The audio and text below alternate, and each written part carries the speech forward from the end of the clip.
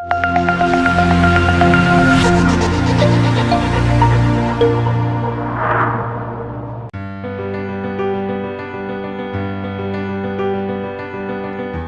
दोस्तों, स्वागत है आपका मेरे चैनल में। कोविड-19 पैंडेमिक की सीरीज में यह मेरा दूसरा वीडियो है। सीरीज के पहले वीडियो में मैंने आपको बताया था कि हम कोरोना से कैसे बचें। आज दूसरे वीडियो में मैं आपको बताऊंगी कि कोरोना के मरीज की घर में देखभाल कैसे करें। तो आइए जानते हैं कि कोरोना के ऐसे कौन से पेशेंट्स हैं जिनकी हम घर में देखभाल कर सकते हैं। तो होम आइसोलेशन के लिए या होम मैनेजमेंट के लिए पहली कैटेगरी वो पेशेंट्स की होती है जो कोविड टेस्ट पॉजिटिव हैं, मतलब कि उनका RT-PCR टेस्ट पॉजिटिव आया है लेकिन उनको कोई खास परेशानी नहीं है, यानी कि एसिम्टोमेटिक, बिना किसी लक्षण वाले पेशेंट। और दूसरे पेशेंट्स वह हैं जिनकी शरीर में ऑक्सीजन की सैचुरेशन 94% या उससे ऊपर है, हल्का बुखार आ रहा है, खांसी जुकाम है, लूज मोशन या गला खराब है या बदन दर्द जैसे सिंपल और हल्के लक्षण हैं। साथ ही साथ ऐसे मरीज जिनको होम आइसोलेशन की सुविधा घर में उपलब्ध है, मतलब कि उनके घर में इतने कमरे हैं कि पेशेंट को बाकी लोगों से अलग किया जा सके, ऐसे पेशेंट्स को हम घर में ट्रीट करने की कोशिश कर सकते हैं। इसके अलावा एक ऐसा पेशेंट के साथ केयरटेकर होना जरूरी है जो डॉक्टर और पेशेंट के बीच में एक संपर्क साध सके और मरीज की देखभाल करने के लिए अवेलेबल हो। 60 साल से ऊपर के लोग जिनको डायबिटीज यानी कि शुगर की बीमारी या ब्लड प्रेशर की शिकायत, फेफड़े या गुर्दे की कोई लंबी बीमारी चल रही है, वह पेशेंट भी हल्के और माइल्ड सिम्टम्स के साथ अपने डॉक्टर की सलाह से घर में आइसोलेट होकर अपनी ट्रीटमेंट करवा सकते हैं। तो आइए अब बात करते हैं कि घर में जिस पेशेंट की हम ट्रीटमेंट कर रहे हैं उस पेशेंट को किन बातों का ध्यान रखने की जरूरत है। पहली और सबसे ज्यादा इंपॉर्टेंट बात, पेशेंट को एक अलग कमरे में आइसोलेट करना जरूरी है। आइसोलेशन का मतलब है वह पेशेंट उस कमरे में ही रहेगा, खाना भी उसी कमरे में खाएगा, टॉयलेट और बाथरूम उस कमरे के साथ अटैच्ड हैं, उसके साथ लगे हुए हैं। जो भी पेशेंट्स को खाना देने आ रहा है वो कमरे के बाहर खाना रख जाएगा और खाना खाने के बाद मरीज अपनी प्लेट दोबारा दरवाजे से बाहर रख देगा, मतलब उसको उस कमरे से बाहर नहीं निकलना। साथ ही साथ वह कमरा ऐसा होना चाहिए जिसकी खिड़की और दरवाजे हम खोल सकें और हवा अंदर बाहर जा सके, मतलब कि वेल वेंटिलेटेड रूम होना जरूरी है। इसके अलावा जो पेशेंट होम आइसोलेशन में है वह पूरे समय या तो N95 मास्क, जिसको मैंने आपको पिछले वीडियो में बताया था कि कैसे लगाना है, या एक सर्जिकल मास्क, यह भी मैंने लास्ट वीडियो में डिस्कस किया था कैसे यूज करना है। यह मास्क पेशेंट को पूरे टाइम यूज करना है।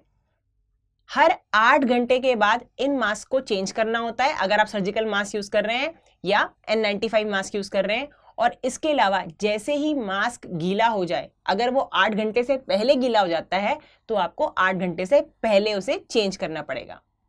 इस मास्क को खासकर कि तब जबकि केयरटेकर पेशेंट के कांटेक्ट में आ रहा है, उसका ध्यान रखने या उसको दवाई देने या और किसी रीजन से उसके पास आ रहा है, तब पेशेंट को यह यूज करना बहुत जरूरी है और केयरटेकर को भी मास्क लगाना बहुत जरूरी है ताकि पेशेंट से इन्फेक्शन केयरटेकर को ना हो। इसके अलावा जो पेशेंट है उसको बार बार अपने हाथ साबुन से धोते रहना है या अल्कोहल बेस्ड सैनिटाइजर जिसमें कम से कम 70% अल्कोहल है, उसको अपने हाथों में लेके अच्छी तरीके से 30 से 40 सेकेंड तक रब करके अपने हाथों को बार बार सैनिटाइज करना है, जैसे कि मैंने पिछले वीडियो में आपको बताया था। इसके अलावा पेशेंट को अच्छी तरीके से रेस्ट लेना है, खूब सारा पानी और लिक्विड पीना है और अपनी पर्सनल चीजें जैसे कि रुमाल, तौलिया, हैंड टॉवल किसी और के साथ शेयर नहीं करना है। इसके अलावा मरीज को एक अच्छी बैलेंस्ड और न्यूट्रिशियस डाइट, पौष्टिक आहार लेना बहुत जरूरी है। इसके अलावा इस तरीके के पल्स ऑक्सीमीटर मार्केट में अवेलेबल हैं। जो मरीज होम आइसोलेशन में है उसको कम से कम दिन भर में 4 बार इससे अपनी ऑक्सीजन सैचुरेशन मेजर करनी है। अगर आप ध्यान से देखें तो इसमें जो नंबर पहले आ रहा है उसके नीचे SpO2 लिखा है, जो हमारे शरीर की लंग्स में जाने वाली ऑक्सीजन की सैचुरेशन को बताता है, और उसके साथ हमारी हार्ट रेट या पल्स रेट आती है। तो यह चीजें पेशेंट को दिन में कम से कम 4 बार नोटिस करनी है और इसका एक रिकॉर्ड मेंटेन करना है। इसके अलावा दिन में एक बार पेशेंट अपने कमरे के अंदर ही 6 मिनट तक वॉक करके दोबारा अपनी सैचुरेशन देखेगा, और सैचुरेशन कम से कम उसकी 94 से ऊपर रहनी चाहिए। इसके अलावा पेशेंट अपना थर्मामीटर से टेम्परेचर या बुखार चेक करता रहेगा। इस तरीके के डिजिटल थर्मामीटर्स मार्केट में अवेलेबल हैं। इसमें नंबर आते हैं और जितना भी तापमान हमारा होता है वो इसमें आराम से नंबर के फॉर्म में लिखा हुआ आता है। इसको हम जीभ के नीचे या बाजू के नीचे लगा के अपना बुखार चेक कर सकते हैं। तो जैसे कि मैंने आपको बताया, एक इस तरीके का मॉनिटरिंग चार्ट पेशेंट को मेंटेन करना है, जिसमें वह यहाँ नोट करेगा कि किस दिन से उसको प्रॉब्लम शुरू हुई, बुखार, गला खराब या खांसी। पहला दिन कब था जब पेशेंट को कुछ बीमारी महसूस हुई, वह आपका डे 1 हो जाएगा। साथ ही साथ टेम्परेचर मतलब बुखार, बच्चे या बड़े आदमी को कितना टेम्परेचर आ रहा है वह आपको डे वाइज लिखना है। इसके अलावा हार्ट रेट या पल्स रेट, जो कि हमने सैचुरेशन मॉनिटर में देखी थी, जिसको हम पल्स ऑक्सीमीटर भी कह रहे हैं। SpO2 अगेन वही है जो हमने पल्स ऑक्सीमीटर में मेजर करी है। इसके अलावा एक अलग से कॉलम होगा जिसमें वहां लिखेगा कि उसे पहले से बेहतर महसूस हो रहा है कि पहले से खराब महसूस हो रहा है, और इसके अलावा उसकी ब्रीदिंग मतलब सांस लेने में पहले से तकलीफ बढ़ी है या घटी है। अगर आप इस तरीके का एक मॉनिटरिंग चार्ट मेंटेन करते हैं तो जो केयरटेकर है वह डॉक्टर से अच्छी तरीके से कम्युनिकेट कर सकता है, और डॉक्टर को पेशेंट की हालत का अच्छी तरीके से आइडिया लग जाता है कि पेशेंट इंप्रूव कर रहा है या बिगड़ रहा है। RT-PCR पॉजिटिव आते ही अपने डॉक्टर को तुरंत कंसल्ट कीजिए। व्हाट्सएप या सोशल मीडिया पर शेयर होने वाली बातों पर या ट्रीटमेंट पे प्लीज विश्वास मत करिए। उसमें काफ़ी चीज़ें गलत बताई जा रही हैं, जिसकी वजह से पेशेंट बिगड़ के इमरजेंसी या हॉस्पिटल में पहुंच जाता है। अगर आप ठीक तरीके से डॉक्टर से सलाह लेके ट्रीटमेंट करेंगे तो आपका पेशेंट मैक्सिमम केसेस में घर के अंदर ही ठीक हो सकता है। इसके अलावा सेल्फ मेडिकेशन मतलब अपने आप दवाई लेकर नहीं खानी है, किसी केमिस्ट से दवाई लेकर नहीं खानी है। मैं बहुत जोर दे के कहना चाहती हूँ, स्टेरॉइड्स किसी भी हालत में आपको अपने आप शुरू नहीं करने हैं। उसके कुछ इंडिकेशंस होते हैं। हर पेशेंट को स्टेरॉइड नहीं दिए जाते हैं, उसका कोई टाइम होता है, और ब्लड टेस्ट के हिसाब से अगर पेशेंट के सैंपल्स की रिपोर्ट ठीक नहीं आई है तो उसके हिसाब से ही स्टेरॉइड शुरू करना होता है।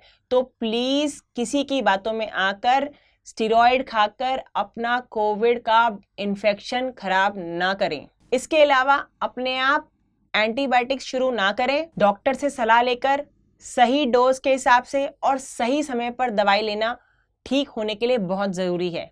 इसके अलावा मैं बहुत ज़ोर देके कहना चाहूँगी, क्योंकि मैं चाइल्ड स्पेशलिस्ट हूँ और मेरे पास ऐसे केसेस बहुत आते हैं। एक बच्चे को प्रिस्क्रिप्शन लिखा और दूसरा बच्चा उसी के प्रिस्क्रिप्शन से लेके दवाइयाँ खा रहा है। प्लीज़ ऐसा ना करें। हर बच्चे की क्लिनिकल कंडीशन अलग होती है। सेकेंड, हर बच्चे के अंदर लक्षण के हिसाब से दवाई दी जाती है। नंबर 3 पॉइंट, हर बच्चे का वजन अलग होता है। एंड नंबर 4 पॉइंट, सारी दवाइयाँ जो हम बड़े लोगों में यूज़ कर रहे हैं वो हम बच्चों में यूज़ नहीं कर रहे हैं। तो सेम ट्रीटमेंट आधी गोली तोड़ के बच्चे को नहीं खिलाएं प्लीज़, क्योंकि इससे बहुत पेशेंट्स बिगड़ी हुई हालत में इमरजेंसी में पहुंच रहे हैं। तो अब मैं आपको बताऊंगी कि कब आपको हॉस्पिटल या इमरजेंसी में जाने की ज़रूरत है। नंबर 1 पॉइंट, अगर सैचुरेशन या ऑक्सीमीटर में आपका SpO2 93-94 से नीचे है तो आपको तुरंत हॉस्पिटल जाने की ज़रूरत पड़ सकती है। नंबर 2, सांस लेने में कोई दिक्कत है या छाती में दर्द हो रहा है, तेज बुखार जो कम नहीं हो रहा, या छाती में दबाव के लक्षण हैं, छोटे बच्चों में पसली चलना, शरीर का नीलापन हो जाना, जल्दी जल्दी सांस लेना, हाथ पैर ठंडे पड़ जाना, कंफ्यूजन या गफलत में जाना, या खाना पीना नहीं खाना, ये सारे के सारे लक्षण बच्चों में खतरनाक बीमारी बताते हैं। तुरंत हॉस्पिटल की इमरजेंसी में जाएं और घर में बच्चे का इलाज ना करें। इसके अलावा एक मैं बहुत कॉमन क्वेश्चन जो बार बार पेशेंट मुझसे पूछ रहे हैं उसके बारे में बोलना चाहूंगी। पेशेंट कहते हैं हम RT-PCR पॉजिटिव आ गए, कोविड का टेस्ट पॉजिटिव आ गया, हम कितने दिन तक आइसोलेशन में रहेंगे? तो इसका जवाब है ministry of health government of India के हिसाब से जो लेटेस्ट गाइडलाइंस हैं उसके हिसाब से 10 दिन आइसोलेशन का पीरियड है। 10 डेज तक आपको बाकी स्वस्थ लोगों से दूर रहना है और कम से कम 3 दिन ऐसे बीतने चाहिए जब आपको फीवर नहीं आए। मतलब 10 डेज इन आइसोलेशन प्लस 3 दिन बुखार नहीं होने के बाद आप उस कमरे से बाकी लोगों के साथ आके बैठ सकते हैं। दोबारा RT-PCR टेस्ट कराने की ज़रूरत नहीं है क्योंकि RT-PCR टेस्ट को नेगेटिव आने में कई बार कई दिन लग जाते हैं, कई हफ्ते भी लग जाते हैं। तो प्लीज़ दोबारा टेस्ट के लिए परेशान नहीं होना। आप सेफ हैं और आप औरों को इन्फेक्शन नहीं दे सकते।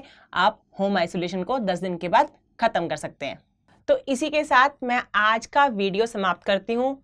मुझे आशा है कि मैंने आपके कुछ कॉमन क्वेश्चंस का आंसर दिया होगा और आपको इस वीडियो से कुछ ऐसी जानकारी मिलेगी जिससे आप अपने कोरोना के पेशेंट की घर में अच्छी तरीके से देखभाल कर सकेंगे। स्टे हेल्दी, स्टे सेफ, घर में रहें, सेफ रहें, स्वस्थ रहें। अगर आपको मेरा वीडियो पसंद आए तो मेरा चैनल लाइक कीजिए, इसे सब्सक्राइब कीजिए और अपने फ्रेंड्स और रिलेटिव्स के साथ ज़रूर शेयर कीजिए। धन्यवाद।